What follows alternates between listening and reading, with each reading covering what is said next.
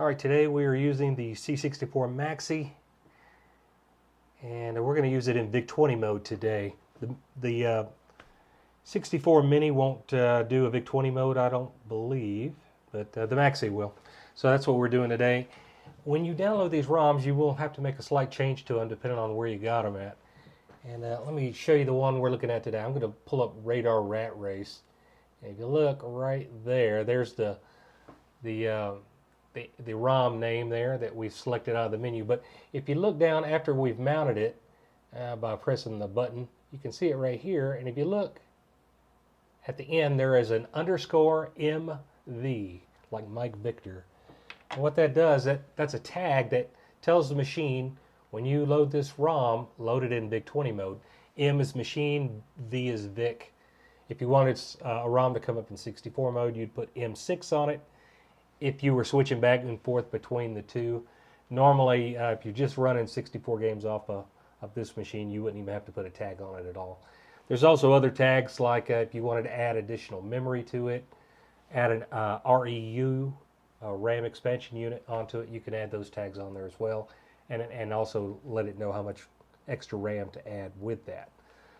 Okay, so for today's demo, we're looking at Radar Rat Race, the game for the VIC-20. Let's go ahead and kick that off.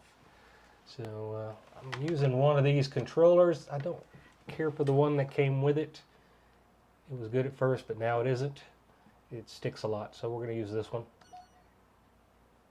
No big deal. You can use just about any USB controller, and they work great on this machine. This is an actual game that I had when I was a kid. Pretty good gameplay. It's a simple game. The most annoying thing about this game is the background music just repeats over and over and over, and it doesn't stop. So let's take a quick look at the game. So you can use the keyboard, or you can use a controller. We're going to use a controller. You're the blue rat. You get a little bit of a head start on the red ones. If they get behind you, you can press the fire button and it releases toxic rat droppings. I guess the best way to put that. So you're trying to avoid the black cats and the red rats. I keep wanting to say mice, but they're evidently rats. And the game is to get all the cheese. You could see everything on the radar screen there. He was so close that even though I was putting out the droppings, it wouldn't hit him.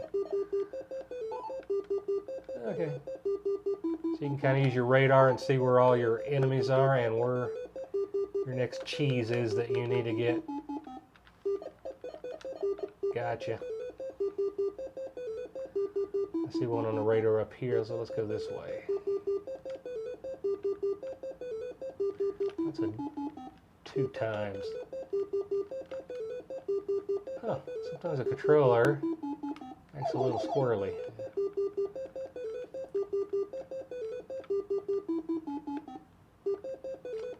You probably see what I mean about the music at this point. As a kid, I think I would just turn the volume off on the TV.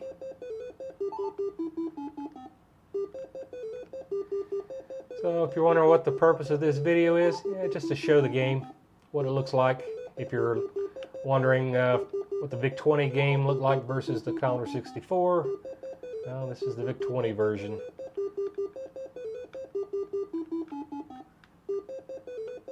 Also, when I watch videos like this, it usually inspires me to get my machine out and play it. Brush the dust off if it hasn't been fired up in a while. I'm running out of time.